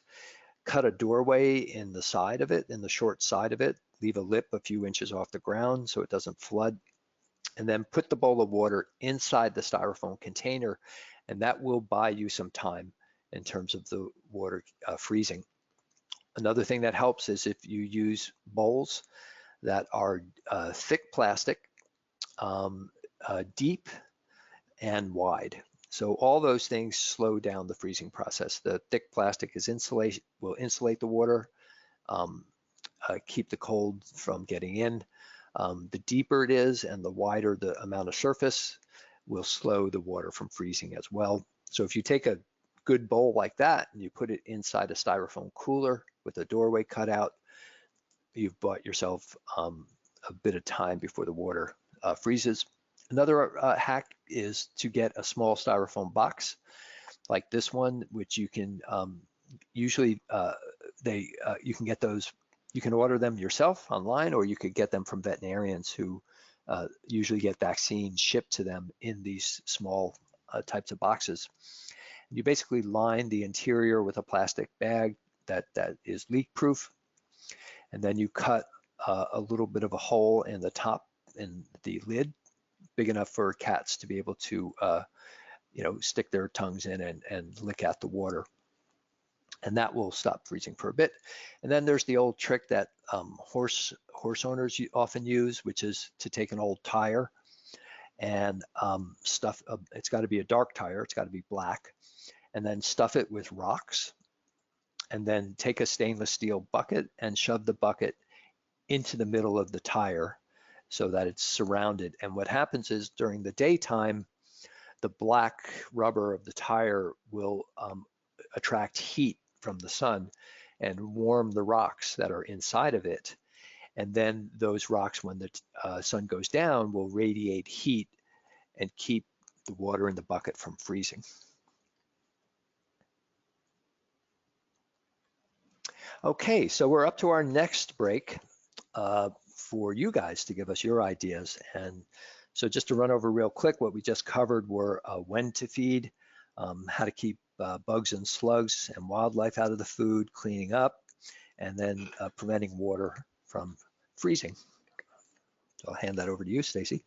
Great, excellent. All right, so folks, if you want to put your hands up, and Lisa, if you're out there, if you want to share your tip from last time and you think you're up and running, I'll make sure I get you. Your name will pop up at the top of the list if you put your hand up again. So we're going to start with, I have Carol here. Let's see if Carol, she thinks she might not be able to be heard, but let's try her. Oh, Carol, are you out there? Nope. All Now right. you can hear me. Oh, There we go. yes. Yes, There you I got a pop-up thing that allowed me to unmute. So my tips from before were in winter, and this is something that Brian Cordes himself told me a long time ago, it's possible to beef up your cats right before winter starts around September, October by going to your meat department of your local grocery store and buying cheap chuck, which is actually, when you compare it with cat food, very reasonable. And then you supplement that by feeding each of your cats a little bit of meat frequently in those months, and it helps their fur grow and they develop a really good coat and beefs them up for winter. Yeah, thank you for that, Carol. Thank you for reminding me. Yeah, there is, raw meat is great for cats as long as it's very fresh. So if you buy and you feed raw chuck, and chuck is the best because it has the highest fat content, you want to make sure it's very fresh. If you feed a lot of it, you need to mix in a teaspoon of calcium. Calcium lactate is the best thing for every pound of meat, so that the cats aren't getting this calcium phosphorus imbalance. Because when they eat in the wild, if they eat a mouse, they also eat the bones and they get the calcium that way. But when people kind of give us that again, was 1 teaspoon per what? 1 teaspoon of calcium, and we use calcium lactate. Okay. Which you can buy online as a kind of baking supply. And you mix that with a pound of meat. Okay, thanks. Yeah, and then you'll have it balanced. And again, the main thing is that it's very fresh, but people kind of sometimes shy. And if you want to learn more about raw meat, read The Natural Cat by Nitra Fraser. People tend to sometimes shy away from it, but remember that when cats catch a mouse or they catch an animal, they don't cook it before they eat it.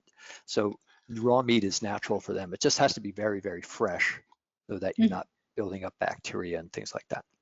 But thanks for reminding me. Sure. And my other tip was for the dead of summer when there are a lot of flies around. I have a very good result from mixing 1 can of wet food with whatever dry food I'm planning on serving that feeding session. And because the wet food is coating all of the dry food, they eat it really quickly and they love it. And there's hardly anything left over to attract flies. So it makes cleanup really easy. I'm feeling like I'm using all the food very well, and they really go for it. So that's mixing them together is very helpful for me. Well, that's great. So we got one tip, like in the wintertime, don't mix them together, which makes sense because they'll freeze. But in the summertime, do mix them together because they'll eat them quickly and you won't get flies. So that's great. Okay, that's it. Dika, if you're out there, you're self-muted. I don't know if you can, there you are. Dika, are you out there? I'm here. Can you hear me? Yep. Where Okay. are you from? I'm in Brooklyn. Okay, Brooklyn, great. New York. So to go back to fattening up the cats right before the winter months, aside from using chuck, can you use any sort of supplement that you can buy in the store or online, or is it just a matter of doubling up or increasing their food so that when the winter months do come about, they're a little bit thicker and chunkier and can better sustain the weather? Well, it's not so much about the quantity of food, it's more about the quality of it. So like just before, let's say, late September, October, that might be the time to try to spend a little money on a higher quality food Okay. that has more meat in it. And that's just going to bulk them up and get them a little bit healthier. Good time to, like Laura had said earlier, maybe give them fresh chicken. You know, that's a good time to spoil them with some as much whole meat as you can. Okay. Are you guys, one more thing and then I'll be done. Are you going to discuss winter shelters? Yes, that's up next. Okay. No problem. Then I'll just sit back and listen. Okay, thank you. Thank you. Jerry, you're self-muted. Let's see if something pops up for you there. And you can, there you go. Hi, Jerry. Hi, I'm here. Can you hear me? Yep. Hi there. I'm Jerry. I'm from Staten Island, New York City. My husband and I manage a small backyard feral colony. Well, everybody's been TNR'd. Yay. At one time we had 15. Now we're down to 6. All right. So it's manageable. One thing I wanted to add, and I'm glad you brought up, Brian, about I'd like to extol the benefits of the diatomaceous earth. It is the best thing you can get. A 20-pound bag that you can get from Chewy is very economical, and it lasts a long, long time. One thing I wanted to mention, when you're using it, be very careful because it is a fine, fine powder. And you want to be careful about breathing too much in. It can create a lot of dust. However, that said, we sprinkle some in the cat's food. We can sprinkle some on the cats because it kills anything with an exoskeleton. So a lot of parasites that can wind up on your cats, fleas. We also sprinkle some on the straw in their insulated shelters to help keep bugs and critters out from there. So it does have a wide variety of benefits. And I wanted to mention in the winter too, what we do, I agree with the room temperature water. We don't have an outdoor outlet. So what we also do is when we bring out the room temperature water, we add just a little bit of sugar into the water, and that helps kind of delay the freezing a bit. So there's my tips on that. Yeah, thank Thanks. you. Yeah, and I've heard the idea of adding a little bit of sugar and a little bit of salt to the water, but haven't been able to research that. But certainly some people do that, and they believe that it does delay the freezing a bit. And thank you about the comments about the diatomaceous earth. It is a wonderful product, and we're going to talk about using it with fleas, but it's great to hear that your firsthand experience. Oh, it's great. And like you say, just absolutely make sure it's the food grade Yeah, only. that's Yes. real important. Yep. Yes. Thank you. Thank you. All right, Brian, in the interest of time and making sure that we have enough time to get through everything, I think we will, I'll say, let's keep going, and then we can do more tips at the end, as well as I've got a stack of some questions. So. Okay, great. All right, let's move on. So let's talk about winter shelter. Now, and we haven't set these tips up to set us up for the next topic. So cats, the thing to keep in mind is that cats are very good at staying dry, but in the winter time, they do need help to stay warm in colder climates. And so good winter shelter is going to have these 3 qualities. It's going to be waterproof, it's going to be well insulated, and a thing that people sometimes miss is that there should be a minimal amount of empty airspace. And the reason for that is the way these shelters work is that the cat's bodies actually work as little radiators. They give off body heat, and then the shelter captures that body heat and keeps the space warm. So if you have a lot of empty space, you could have too much for the cats to have to fill up.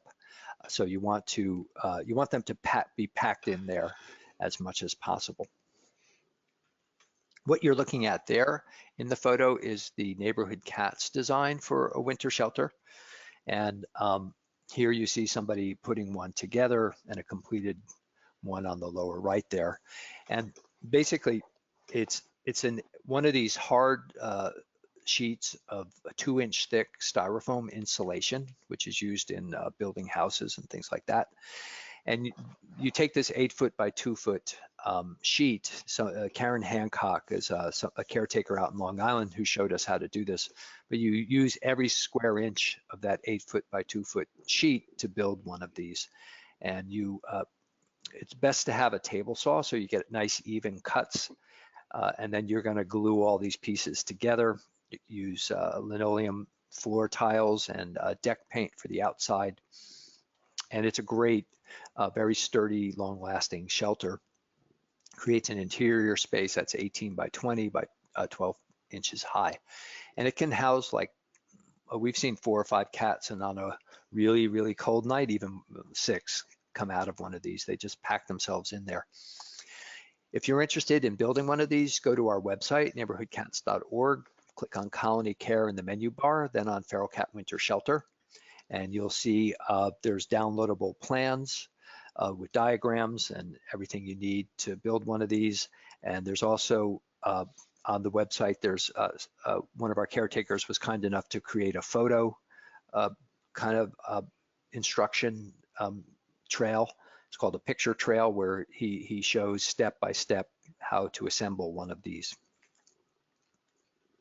Here's another one that was put together by a group in Queens, the CSM Stray Foundation. And you'll see a lot of varieties of these out there, but this is the basic idea. Is you take a storage bin, and again, use storage bins that don't buy cheap, fragile ones, because they'll crack in the cold temperatures. You want something really sturdy, and there's an example of one on the lower right, which is the Husky heavy duty 54-gallon storage tote that you can get at Home Depot. I think it's like $27, something like that. But basically, you take styrofoam, not 2-inch thick, but more like a 1/2 inch. You could go a little bit thicker. The problem is if you get too thick, it becomes hard to cut these without a table saw. But you basically cut them to line the interior of the bin. You can either caulk them together with silicone, or you can just stuff straw in there and jam the pieces up against the sides of the bin. Then you have a styrofoam roof, and then you put the lid of the bin on top of it. Again, you'll find instructions on our website, and you can do this in all sorts of shapes and sizes. Styrofoam boxes, the kind that fish and meat and perishables are often shipped in. They can make great winter shelters too. They tend to be a little bit smaller and maybe house 1 or 2 cats, but they're very, very warm. And like this was from Omaha Steaks that somebody in our building would order it now and then, and we would grab the styrofoam box when they were throwing it out. And you just cut about a 6-inch round or 6-inch square doorway in the short side. Glue, using silicone glue the top onto, unless you want to be able to open it up and clean it, but we find it better to just seal the whole thing. Glue the lid on, and then paint the styrofoam with a deck paint. And then boom, you've got an incredibly warm winter shelter. You can buy a winter shelter. If you go to feralvia.com, we mentioned them in terms of feeding stations. They also sell prefabricated winter shelters, and they're very high quality, so well worth the cost if you can afford. And they ship anywhere in the U.S. And they've got, you can see they have the shingle roof, and there's actually 2 stories. The cats walk in on the ground, and then they jump up into an insulated sort of upper bedroom. So they're very good. Another, if you're in the New York City area, there's a website, wintercatshelter.com. And what he sells are he gets these large styrofoam fish boxes that they ship salmon in, I think. And then he wraps them in plastic drum liners, uses heat welded plastic straps to hold everything together. And they're very reasonably priced, and we often buy mass loads of them and pass them on to our caretakers in New York City at cost, because they're pretty good.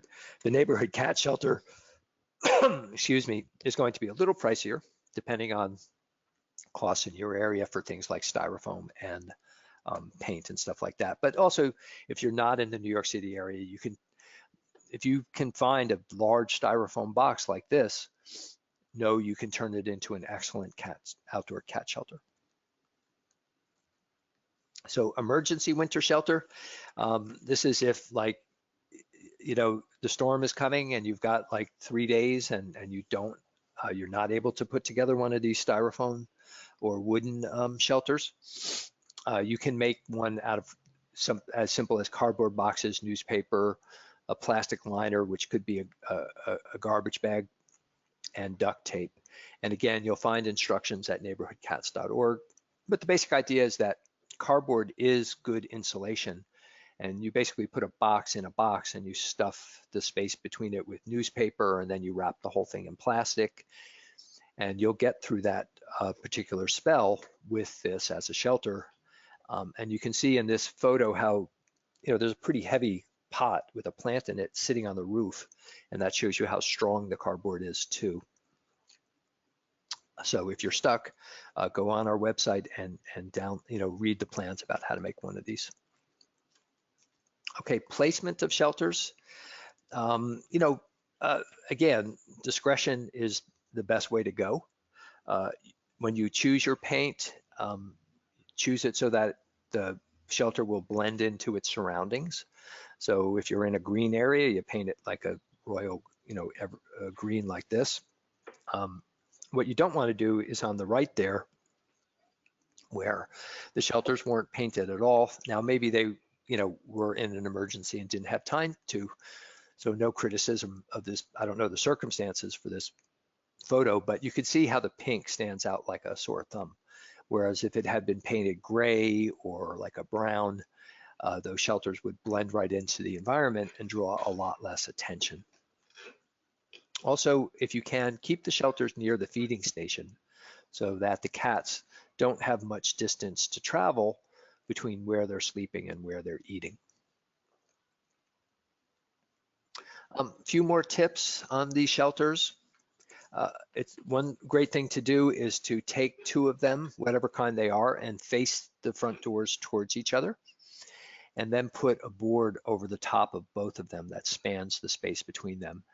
And what this does is it weighs the shelters down. These tend to be very lightweight, the styrofoam shelters, so they need something heavy on top of them so they don't blow away. And it also creates an empty space between the shelters where you could put food or water, or where it makes it coming in and out a little easier for the cats instead of stepping right into the snow or something like that. So put heavy objects on top of these. You can add a flap over the front door, which you could attach with duct tape, or you could get these plastic like toilet bowls, screws and nuts and bolts that you can push right through the styrofoam, or get a drill and drill a quick hole through them, and then use that to attach a flap with the plastic nuts and bolts. But don't attach a flap until the cats are used to going in and out. Once they're used to going in and out, they'll quickly figure out how to pull the flap back, and it could be like a piece of vinyl or a piece of a rubber mat, something like that. And just make sure they're able to pull it aside and get in. To help your cats start using the shelter, sprinkle some catnip in there, to draw them in. If you can, raise them off the ground, put them on a wooden pallet, something like that. It will just help a little bit more with flooding. Now, if they're scratching the styrofoam, like you see in the photo on the right there, which tends to happen over time, Stacey, I'm hearing a little bit of scratching. I'm not sure who that is. But if they're scratching the styrofoam, you can take those self-sticking linoleum tiles and place them on the outside of the shelter and create a smooth surface that will discourage the cats and other animals as well from scratching. But even scratched like this, these generally last for at least a few years.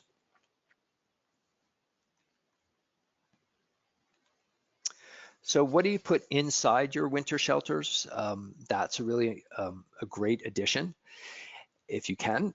And the number one idea, the thing to keep in mind is that Cats want something they can burrow into, not something necessarily that they can just lie on top of. So straw is great for that, because you can stuff the inside of the shelter with straw and they will just, burrow right into it, and the straw will insulate them and help keep them warm like they were under a blanket. What's really important is that straw is not the same thing as hay. Hay is feed, and it's for animals, for livestock, and it's moist. And if you put it in a cat shelter, it will attract all sorts of bacteria and rot, and it becomes an unhealthy environment. It's not dry like straw is, but people get confused because they look alike and they both come in bales. So don't make that mistake. Only use straw, never use hay. Now on the right, another thing you could use is shredded newspaper. That's something that's also good insulation that the cats can burrow inside of. What you don't want to use is flat newspaper that you just put on the floor, or blankets or towels that just lie flat on the floor, because two reasons. One is that when the cats lie on top of something like this, something like a blanket will actually draw body heat out of the cat and absorb it into the blanket, and you'll actually make the cat colder, not warmer. And the same thing with flat newspaper. So they're no good, don't use them. The other reason is because if they get moist, they retain the moisture, and that can be a problem too, obviously, inside a shelter where you want the cats to be warm and dry. Now, Mylar blankets are these thin, sort of literally space age material that was invented for astronauts, and it's super insulation. And what people do in very cold climates often is they'll line, when they're building their shelters, they'll line the inner walls with the Mylar blanket using a really good glue or what's called freezer tape, to attach it to the walls. And then when the cats are in there, the Mylar will reflect the cat's body heat back towards the cat. And these are great things. If you're in a winter climate, you should have one of these in your car, because if you ever get stuck, your car breaks down and you're out in the very cold temperatures, you can wrap one of these around you and you'll stay warm until help comes. And then there's the Carolina Pet Company Purr Pad. And this is a product that's designed not to give heat back. It holds the heat from the cat, and then it radiates it back to the cat. So it's not like a towel or a blanket. So one of those is fine to put inside a shelter too. And keep in mind, you need to periodically, if you're using straw, you're using shredded newspaper, you need to clean it out periodically. If you're in a situation where you're not going to be able to do that, then the best thing may be just not to put any insulating material inside. Okay, let's talk about neighbor relations. And that's the idea that you want to keep cats. Your neighbor may not want the cats in their yard. Here's a couple of devices you can buy that are both motion activated. There's the motion activated sprinkler, which is our favorite. And it just, when it detects a cat or an animal the size of a cat in the area that's covered, it will shoot off a spray of water. It doesn't get the cat wet, but it's frightened. It's quite a violent spray, and it frightens them. They learn the territory that is covered, and then they don't step into it. And after a while, you don't even need the sprinkler, because they know not to enter that particular area. Same thing with the Yard Guard, which is an ultrasonic device. It detects a cat, and it gives off a sound that cats can hear. That's very irritating, but people can't. We like this one because it's also bird friendly. The sound does not bother the birds. It just disturbs the cats. You do have to use these audio ones, the ultrasonic devices. It's very important that you use them only for the amount of space that the product can cover. People often use them for too large of an area, and then they say, oh, they don't work. Another thing is to use these ultrasonic devices very strategically. So we've had people, when they want to protect their driveway, not have cats on the car, they'll mount one on the just above the garage door and point it down at where the car is going to be parked. You can take 2 of them and face each other along a property line to keep cats from crossing that line.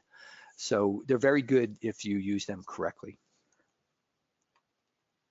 Another way to keep the peace with the neighbors is physical barriers. So we've solved a lot of problems with people by just buying them a car cover when they're worried about the cats being on the cars.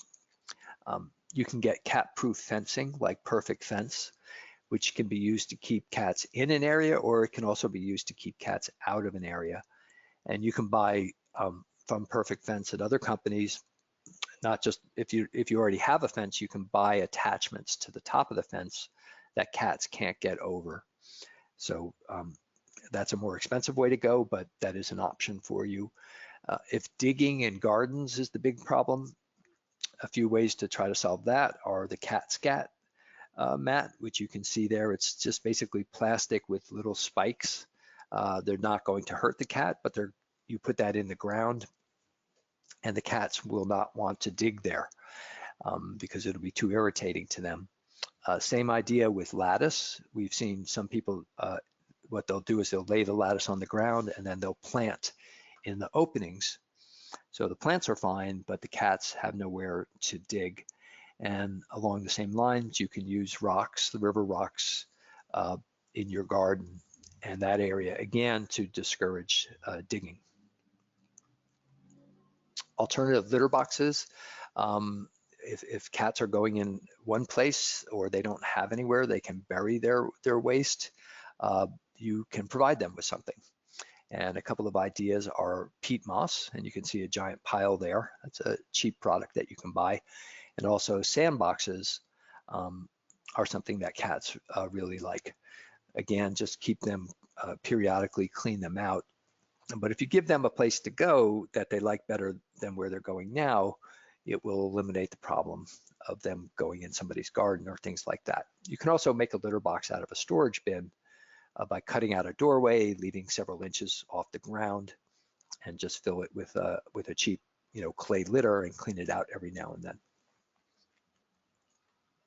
Hey, dealing with complaints, just the best thing you can do, I mean, this isn't going to work in every situation with every person who's got a problem with the cats, but it will work a lot more often than you think if you haven't tried it. And that's the number one thing, is just to listen and hear what somebody's problem with the cats is. And if you understand that, you may be able to find solutions and kind of lower the temperature in terms of a conflict. Part of it is explaining why you're doing TNR, how it works, how it improves the situation, and that managing the cats afterwards and keeping an eye on them and having them fed regularly and monitored is all part of this process. So a lot of people, when I first started doing this, somebody ran up to me and started yelling at me because they saw me feeding. And then I explained to them why I was feeding and that I was getting the cats fixed and how the situation was much better than it was before in terms of the noise and everything like that. And then all of a sudden they were, totally calmed down and were supportive of what I was doing. So don't meet hostility with hostility. If they get angry at you, it's very easy to get angry back. But the problem is you walk away, the cats are still there, and now you've got an angry neighbor. So try to avoid that whenever possible. Okay, our last section we're going to go over is health hacks, and that's ways to maintain the cat's health, without going to a veterinarian. Although keep in mind that any cat who's not thriving or appears to be acutely ill should always be taken for veterinary attention right away. So these are not meant to be substitutes for veterinary care. They're more like ways to maintain the cat's health, so hopefully they don't need veterinary treatment. So vitamin C is a great one. It bolsters the immune system during times of stress, when a cat's vitamin C will be quickly depleted by the stress. So we're talking trapping, trips to the vet, severe weather. You can use powdered supplements. Ascorbic acid is probably the best form for cats, powdered ascorbic acid as a form of vitamin C. Also, tomato sauce has a lot of vitamin C in it. Just make sure that it doesn't have onion as an ingredient, and cats tend to love tomato sauce, so that can be a great way to get them a lot of extra vitamin C. If you're using a powdered supplement, you can give up to 250 milligrams, about 1/8 of a teaspoon per cat with each meal. Any excess that you feed them above 250 milligrams will be harmless to them. They'll just, the body won't absorb it and they'll just excrete it out. So don't worry about overdosing the cats on vitamin C. Vitamin D is something that the cats need, that we all need. It generally comes from the sun. If you're outside very little or you use sunblock all the time, it's very good to have a vitamin D supplement. So with the cats, when the sun is the weak winter sun, there's not as much sunlight and it's not as strong, they can get a vitamin D deficiency, and that can block their proper absorption of calcium, which they need. So the way around that is you supplement the cat's winter diets with fish-based omega-3 oils, 2 to 4 drops per cat daily. You have to be, there's some good ones out there and there's some bad ones. So you want to be careful about which brand you choose. And this is one that's made for pets from Nordic Naturals. That's an excellent brand. D-mannose is a dietary supplement that occurs naturally in cranberries, and it helps eliminate harmful bacteria in the urinary tracts. You can provide a maintenance dose to cats. Again, if there's a particularly stressful time or you're worried about the male cats, or you just want to give it to them to make sure that, to try to avoid problems, you can give 1/8 of a teaspoon twice a day per cat. And it's especially helpful for cats that are prone to lower urinary tract disease. So we use it to treat our pets if we start to see any symptoms of urinary problems. And often we can clear that up before it gets to the point where we have to, go take the cat to the veterinarian.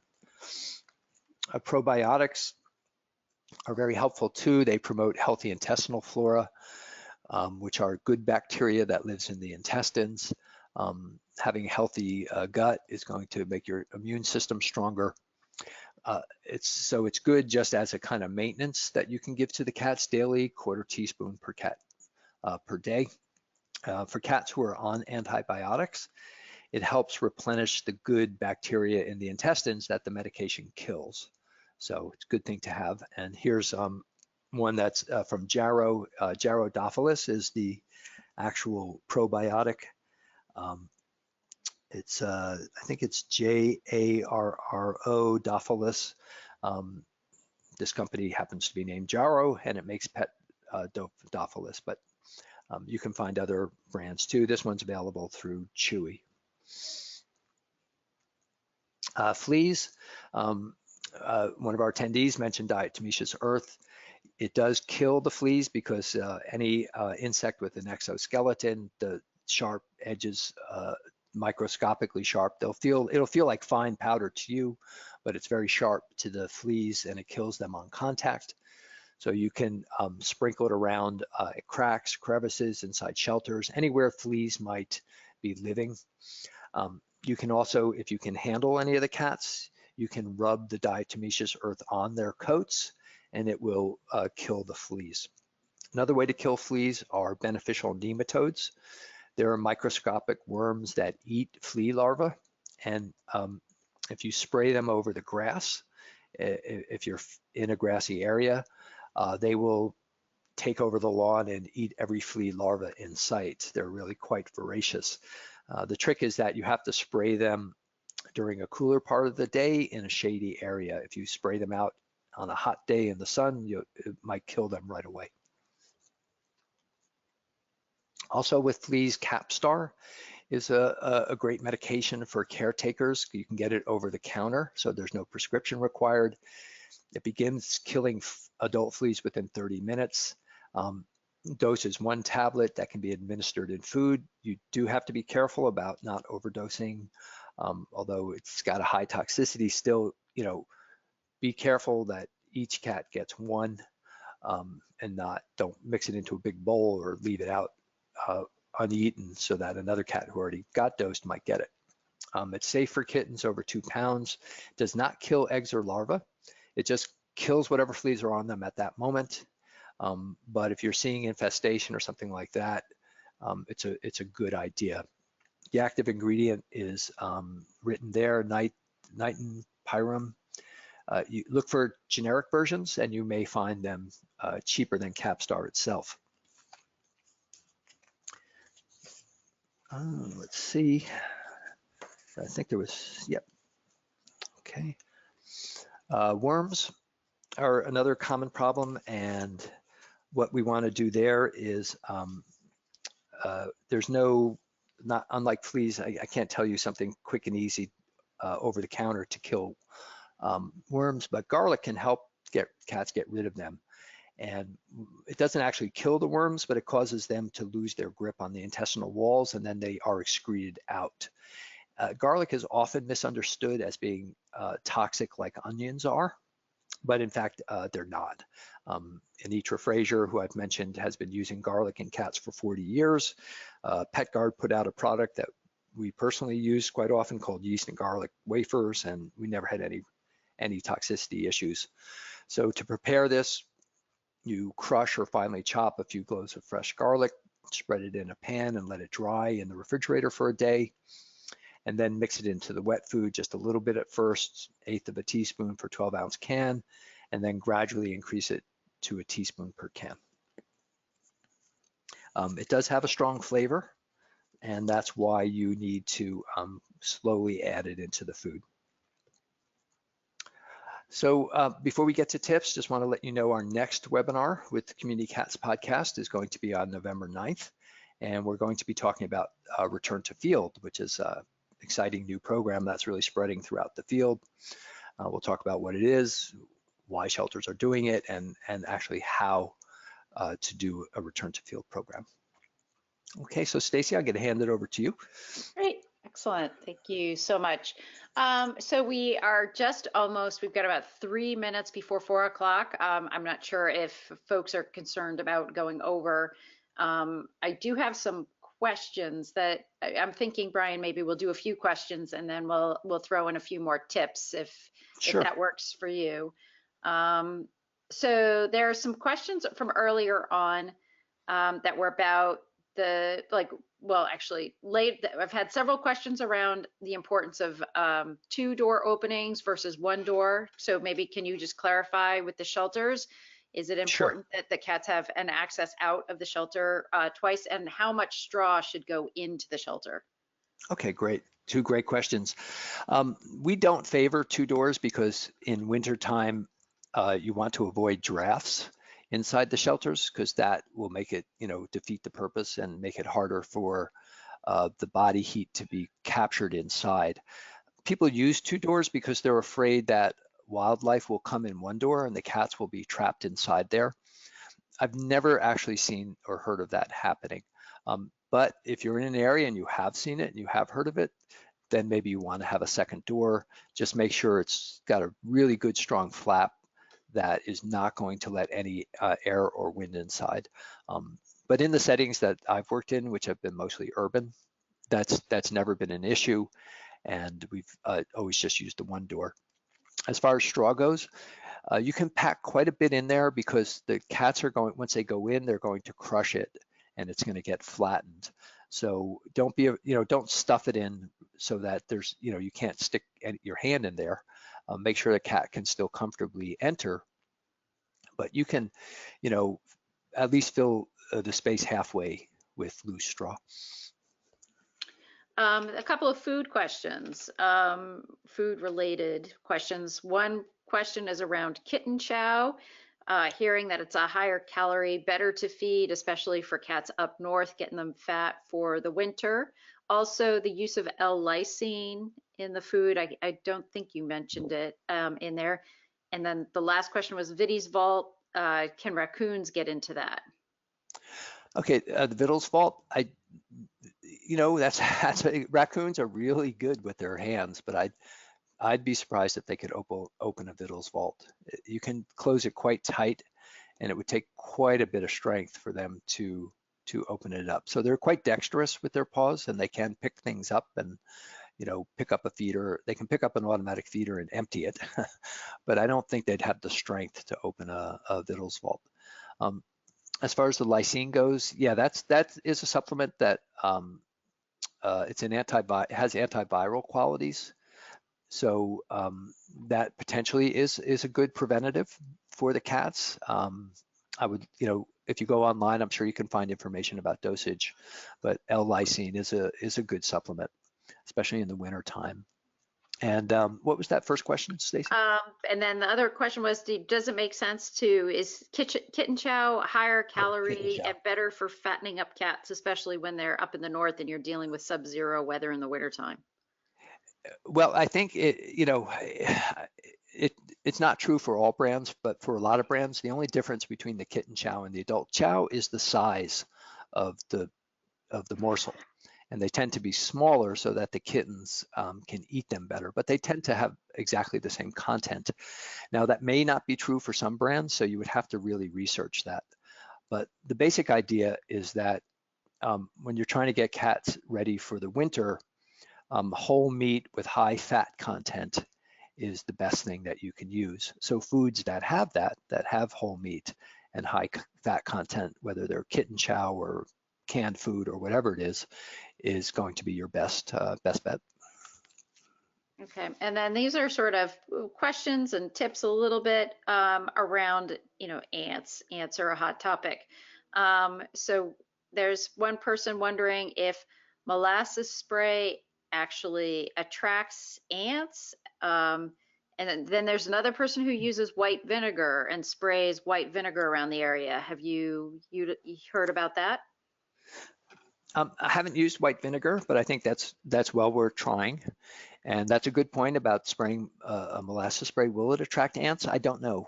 You'd have to, it's a good point, because before you start spraying everything, you probably want to spray a little area and see if it does attract ants. And then there's lots of conversations about different types of moat creations, and putting a couple drops of Dawn in the water then whatever you're using in the middle. Some folks were asking, in that moat, can you put food? Does it have to be, is this a water thing only, or can you put food and then you're using that Dawn moat thing to keep the bugs away? A lot of also feeding up on plastic too. Well, the basic thing to keep in mind is that the ants can't cross the water. So it doesn't, you're going to put your bowl on a tray that has water in it, like a 1/4 inch of water. So you can put whatever you want in the bowl, which would be, usually food. Ants are not usually attracted to water bowls. But yeah, you can put food in the bowl, put the bowl in the moat, and the ants can't cross the water. It doesn't matter if you put Dawn in them, that probably makes it even harder, but they won't try to cross water. They know they can't swim. So that's the basic idea, is just make sure there's some water between the bugs and the bowl. Going back to the shelters, there's a question about, is it important to make breathing holes in the event the shelter heats up and there is moisture? With the plastic shelters, I wonder if this is important. Well, if usually we use the shelters without putting flaps on the doors, because we find that they stay pretty warm. But if you do put a flap on the door, you want to make sure it's not airtight, which would be pretty hard to build anyway. And but I mean, nothing is risk-free, but the biggest risk are drafts in the wintertime, cold drafts. So we would not put breathing holes into the shelters, no. We have here the questions, thoughts around foxes and squirrels. Well, I haven't found squirrels to be much of a problem, because they're usually quite afraid of the cats. So I don't have any easy answers for that. With fox, I believe they're nocturnal. So fox, coyote, bears, if you have animals like that in the area, you really must have your cats on a feeding pattern where they come to a spot, they eat for half an hour, and that's it. And there's no food left out. And you do it during the daytime. So you don't want any interaction with food over animals that are potentially predators of cats. Someone's asking about feeding low-fat milk mixed with carnation evaporated milk. Is that okay? Well, if you're a baby cow, it is.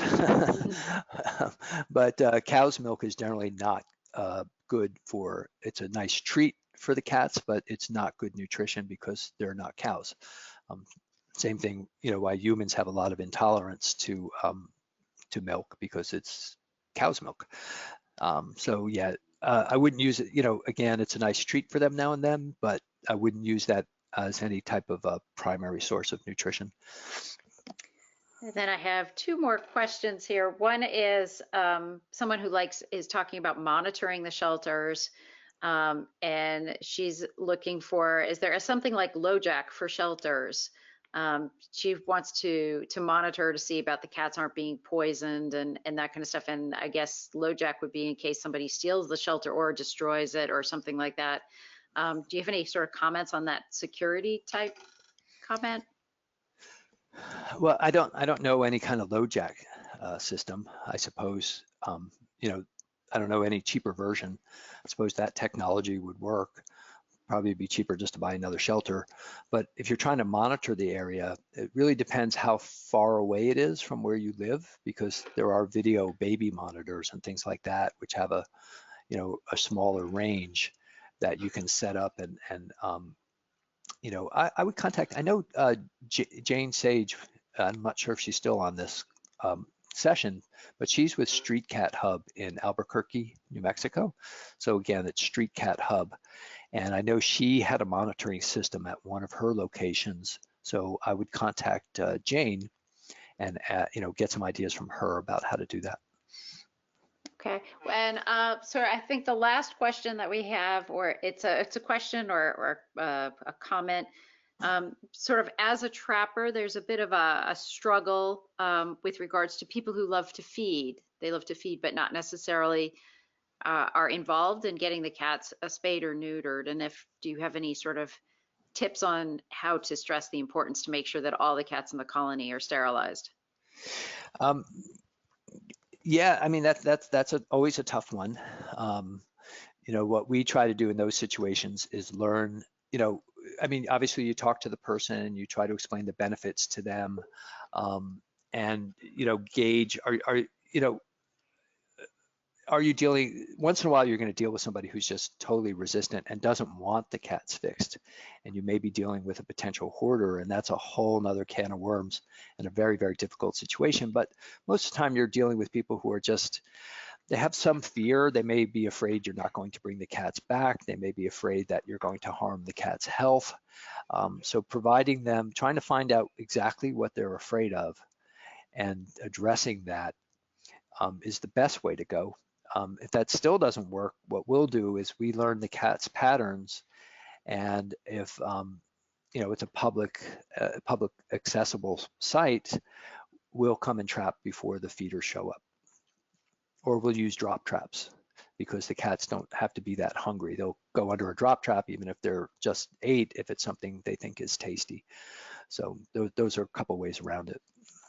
I've got here a couple of responses. Trail cams are a cheap way to monitor colonies and see if anyone is messing with the area. Another person has a small colony. She feeds at her house. She has 2 wireless Blink security cameras from Amazon and put them out to watch her feeding station and cat houses, and it works great. So those are two suggestions from out at the group. All right, so we are at 4:10. What do we want to do? Do we want to, so yes, there's Brian and Susie's contact information. So if you want to reach out to them, if you have some further questions, that's great.